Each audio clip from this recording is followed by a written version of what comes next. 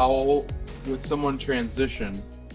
Let's say, like, yeah, you're essentially have a cash crop on half your acres in a year, but how do you talk to the conventional person in transitioning into organic with that model? I don't think just like now a friend of mine's transitioning over in eastern Wisconsin, and I said, it's a couple thousand acres. And the mistake he's made is we don't touch them unless we got a 7-year contract. See, I got to fix their land and I got to farm it for 5 years. So if I get a 7-year, if they want it fixed and want us there for 7 years, otherwise we don't do that. Now, I've never rewritten contracts. Once we get done with that, people like the way we farm, we keep right on farm. We have yet to lose a piece of land. Everybody is still, they like the way we farm, we keep it. We've been on Taliesin here for 25 years. So your take on transitioning land is you go rent it and you get it, essentially like we talked about before, where you sell the idea, you pitch them the plan, they appreciate the plan, you get rent at a little bit of a discount probably. But what about the conventional crop farmers? Yeah. And how do they? And a lot of them are really stuck in. They're not gonna move on the profit they're already making, or if 40% of the land in Illinois is rented, and some of the guys have been renting for 25 years, but they still don't want to spend any money on it. Because, I just rent that. So they want to do their own, because they don't know how long they're going to really have it. I think once they come up with it, so everybody usually owns a base of some kind, or not 100% rented.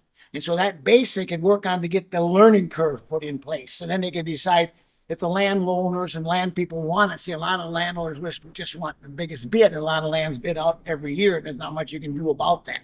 And that's why, but there's a whole bunch of it that's not. And you can at least learn from that, and then maybe they can incorporate some of the ideas in there. Like putting rye in after bean harvest is not a corn harvest, not a dumb idea. It's pretty simple. Pretty simple. Turns out in Illinois, they got more options too than we do up here. So I realize that now. It is true that when we transitioned Taliesin and when we transitioned one of these other farms over here, I didn't pay any rent during the transition. That was years ago. Nobody will do that anymore. Well, maybe, but not like what we're talking about. The people that are, like people I'm working with that come in and buy cash from cities, they probably would.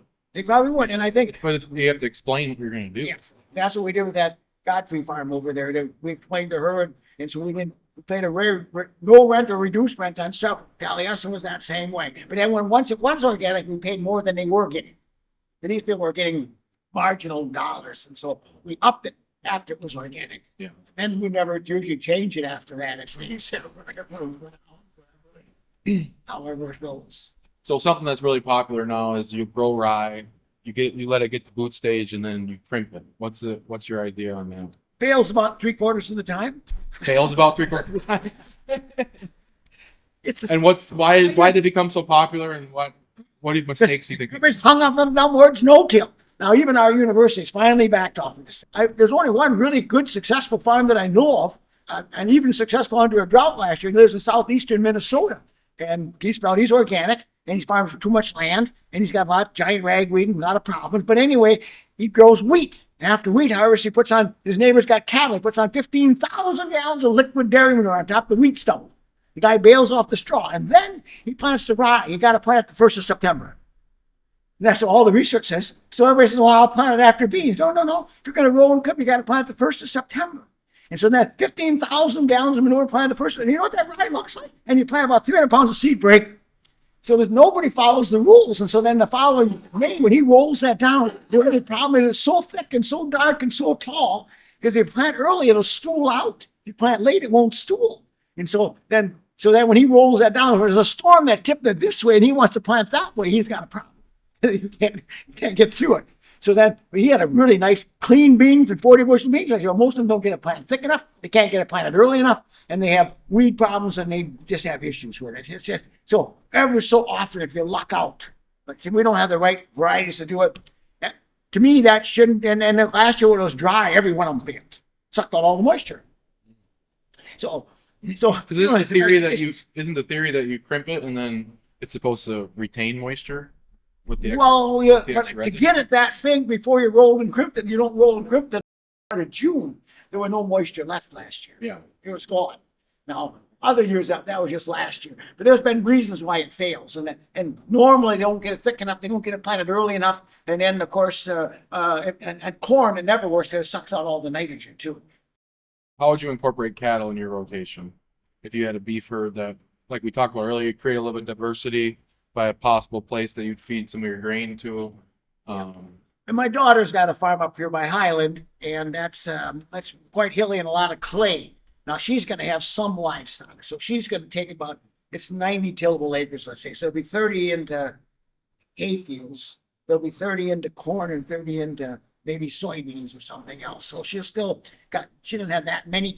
Now we can take the cover crops and in the fall on following that 30 acre corn, we can graze them. We could have grazed them. That's When would you have grazed them? When would you have grazed them? I would have probably like last fall. So after we clipped the, after the rye was combined, I guess we could have ran the cattle through then and then let it regrow instead of clipping it. And then late into the fall, in November, we'd graze it down before winter. I wouldn't have all that residue out there, but I'd have had the cattle aren't taking anything off anyway. Yeah, they would have trampled it. Yeah.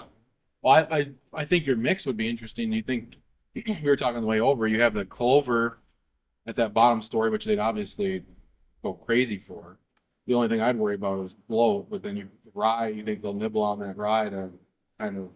There'll be other things in there, and bloat could be an issue. I've dealt a lot because I'm a dairy nutrition guy. A lot of times bloat is a lack of phosphorus in your plants. It's an unhealthy plant. So if I got good, healthy mineralized soils, bloating isn't a bigger issue. If I don't send them out hungry, and if I got it, it's bigger when they're in there, and it's not just solid. But red clover dominates. There's no question about it. Red clover wins the game at the end of the day. What do you think?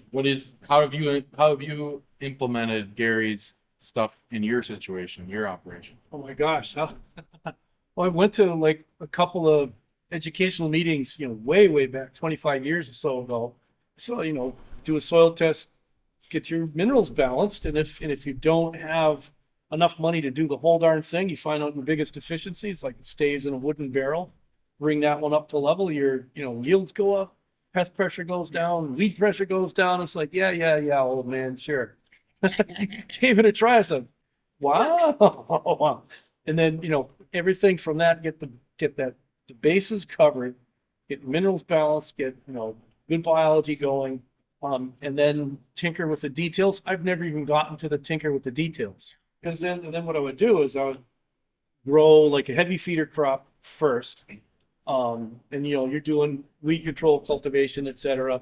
And then put your rye down, take it through the winter. Well, then second season, go ahead, lightly incorporate that. I use a disc harrow because the tiller was just kept destroying the tiller on my soil, heavy clay soils. Then put in a light feeder such as green peppers, put the rye on in the fall again, and then you go through and frost seed a clover mix. I do a white clover, red clover, yellow sweet clover, hairy vetch all at the same time. And when the rye comes up, I didn't have it crimpered. Sometimes I'd have it combined, sometimes I'd bale it. And most often I just put the front end loader down and just mash it. Really? Lay it down, and when the clover comes up through it, of course, all the rye seed scattered all over the place everywhere. You let all the clover seed go to seed. You go ahead and mash that down, and the rye comes up underneath that. And then sometimes I graze the rye before going back into vegetables. This is our system of farming. This here would have been rye last year. And then what you see mostly coming back up will be the red clover. I said never even went dormant. And of course this was corn last year, and now the rye is in there, and the clover was frost seeded about 2 weeks ago. 3 weeks ago, the clover was put in there, in mixture in it. So then next year, that'll be corn. So now that one just all will combine is the rye. Now 2 years ago, we had 60 bushel rye off of this field. Normally for us, the average 30, 35 is about all we're gonna do. So now when this gets up here, about this tall, that'll be turned in the ground and we'll plant corn. See, we got to provide soluble nutrients. We're organic for the corn, so I can't let that get too big. And you can see the straw from last year is still out here. It was a drought last year, but we still had, I don't know, this is sandy up here. It's kind of crazy. So all the straw, all the stuff stays in the ground. There's a worm. Yeah, the worms are we got really nice soil structure and really good worms. There's no question about it. This system does do that. You see, part of the secret is you gotta have a blanket on top of the ground, and that's the advantage to no-till is you put a blanket on top of the ground. But I can do that with cover crops. Now when we shallow incorporate, there'll be tons and tons of residues.